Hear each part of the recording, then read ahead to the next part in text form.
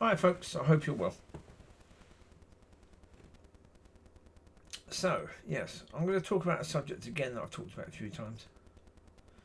Well, mixed in with other subjects as well, I guess. Change. I've mentioned change quite a lot. Mentioned the fact that people choose what they got, yes. Well, that is true, they do. They do, absolutely they do. But the reality is, so you've got, I don't know, what, five.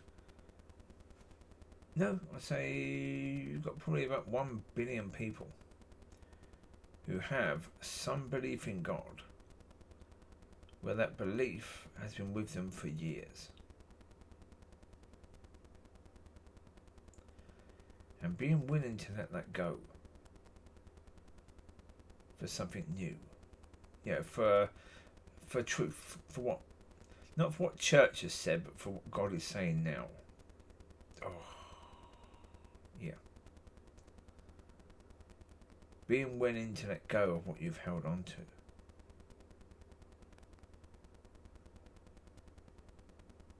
Yeah. It's like, someone's holding on to the cliff edge. And they've been holding on to the cliff edge for a long time.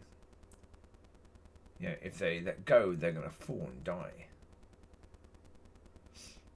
Yeah. And you're telling them to let go because there's something else under them that will protect them. God has got them. And they've been holding on for years and years and years and years and years and years and years and years and years.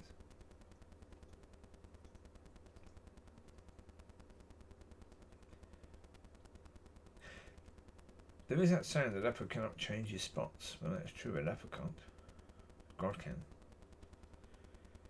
But for God to change you, oh, yeah. You have to be willing to go through that change. And as I said, that change is never easy. It is never easy. I had to lose these dogs. That was the last one. I had 4 times before this. 4 times before this when I lost everything. 4 or 5. I'm not sure if it's 4 or 5. And as a child, I was broken. Absolutely broken. So God had to re-break me to fix me. And there was lots of re-breaking, lots of fixing. And whenever I'd lost anything, whenever I'd lost everything, that was when, and only that was when, I was willing to go through whatever was necessary.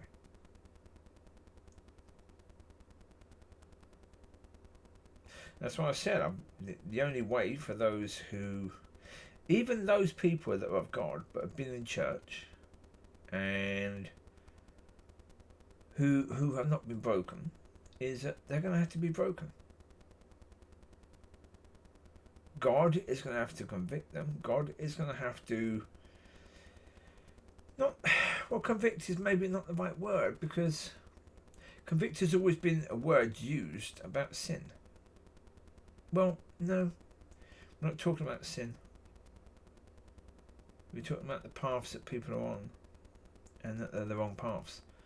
And God is going to have to convict those people of those wasted beliefs and wasted years, and He's going to have to really hit them hard with that so that they are broken. Because only when they are they going to be willing to let go of all that and willing to receive what God is going to do. And so, I understand completely how people are resistant to it. Yes. And as I say, I'm not having a go at the people that are resistant, because as I say, I do understand it. It's what it is. It is an incredibly difficult situation. coming from one thing to another. Coming from the world to a belief in God is a different thing completely. This is why, if you look back in the history of the church, when you look at the Pentecostal movement starting, you have to be in a certain degree of awe of those people who were willing to take the leap. Because that's what's happening now. Is that people aren't willing to take the leap. People aren't willing to listen. In those days, there was a lot of people who weren't willing to listen. But look at society then compared to now. That's one point. Look at society then compared to now. We are now in a position where in most people's lives they couldn't want for anything really. Well, not compared to what they could in the 1920s or just before then, when the Pentecostal movement started to really rise. Yeah.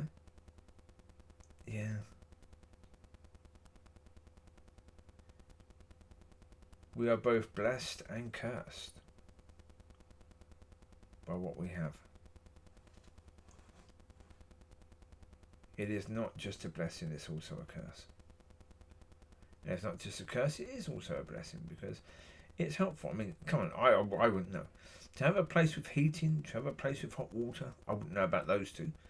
But to have a place with, double glazed windows and, that's relatively warm, that keeps the wind out. To have a car, again, I don't have a car I can drive right now, but I've had.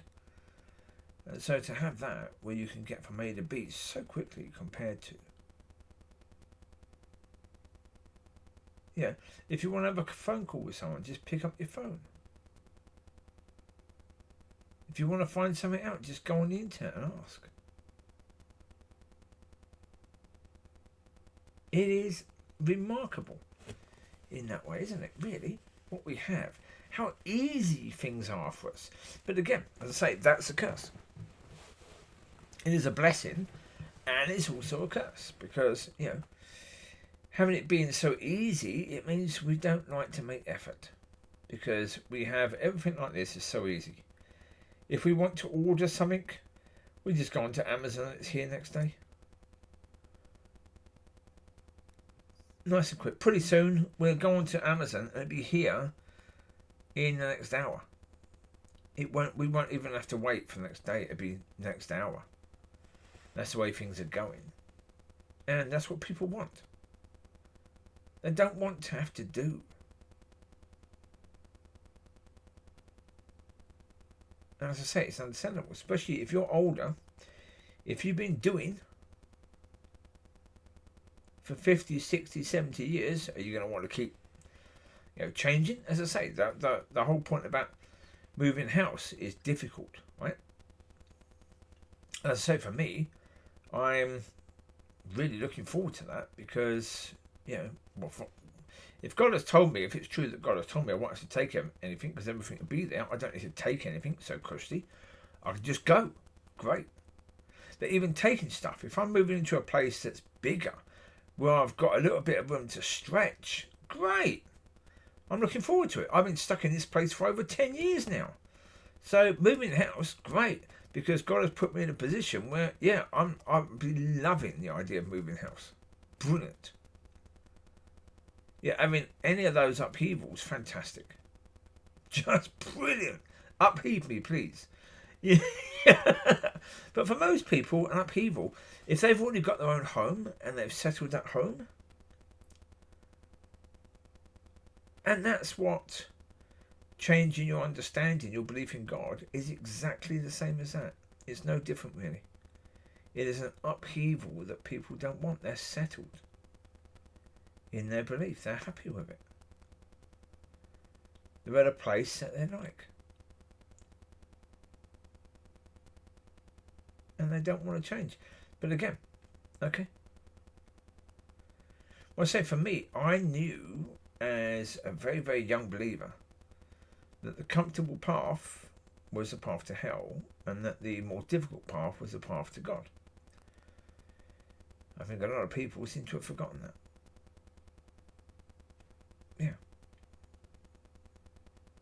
So there you go. I think they have. But again, that's not up to me to change them. And as I say, and look, when I talk about the seed, when I talk about the types of ground, I'm not talking in joy, saying, "Way, there's those people that don't have good ground. They're going to go to hell." No, there's no joy there. It just points out math. Because Yeshua pointed out the math. He pointed out the situation. Because he knew that everyone in church is going to claim that they're of him. And the answer is they're not. They're not. But again, as soon as you mention that to someone in church, they get very offended. Not because they think you're talking about them, because they think you're talking about one of their churchy friends. They get very offended by that. They don't like that idea at all. They think they must be the only church where everyone is of God. But the problem is, in every church they think that. That's why I mentioned about delusion. I'm not talking about delusion as a way of having a go at people, but because that's the reality. People are deluded. If you think that when the Lord says there are 4 types of ground and only one type of ground do you bear fruit, and that every single person in your church is of good ground, then you're either an idiot or you're deluded. You're looking at something that's impossible. The Lord told you. Only 1 in 4 of the people, you could say that, only 1 in 4 of the people in your church are going to be of him. Maximum. Right? I'd say less. And the reason I'd say less, because when you've got a pastor who couldn't care less about banning people from church because someone has got offended by something they've said or done, then you've got leadership that doesn't care about doing things God's way, doesn't care about fruit, cares about the world's way. When that's the case, then they're encouraging bad fruit. They're encouraging bad ground, aren't they? They're going to be turning good ground into bad. Right? When they're doing that, yes, of course. Well, as I say, you've got these people who want to make baseless accusations. Where have they got that from? Church. Church. And I say, you get this typical thing that if someone is attacking the way that you think, the response that people have is to attack. That's where the baseless accusations comes in. That's where pointing at sin comes in. Is because they feel attacked, so therefore they attack. Now, if you look at Scripture, what does it say when you're attacked? Does it say you're supposed to attack? No. So the lack of teaching about who you're supposed to be and how you're supposed to walk is a problem. Of course it is. Because you've got these people that are doing things according to the world, and these people have been in the church for how long? A lot of them, 40, 50 blinking years. Well, as I said, I pointed out about the woman who does the Tuesday night meeting at the River Church, who did. And where when the Queen died, where her and about 5 others were saying that the church no longer has a head. I mean, what? To me, I found that to be one of the most ridiculous things I've heard in a church. And so when I've said that that lady shouldn't have been in leadership, she shouldn't.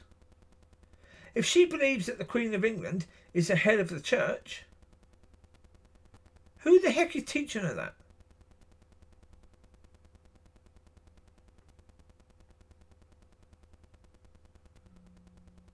Yeah, what terrible teaching is she getting?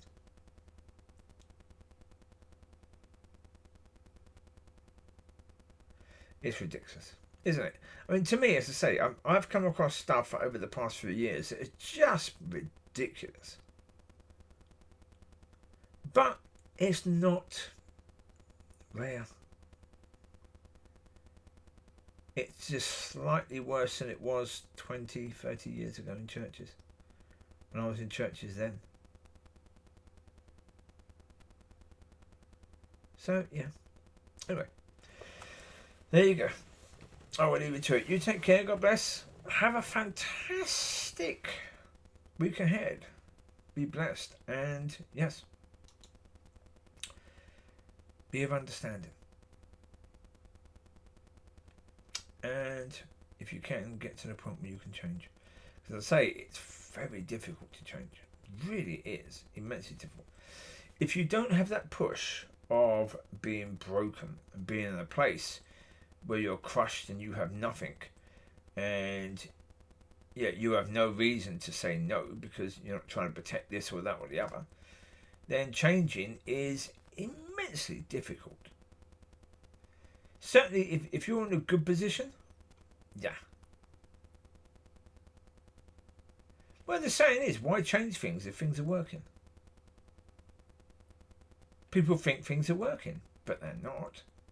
That's part of the reason why God has wanted me to point out that things aren't working. There you go.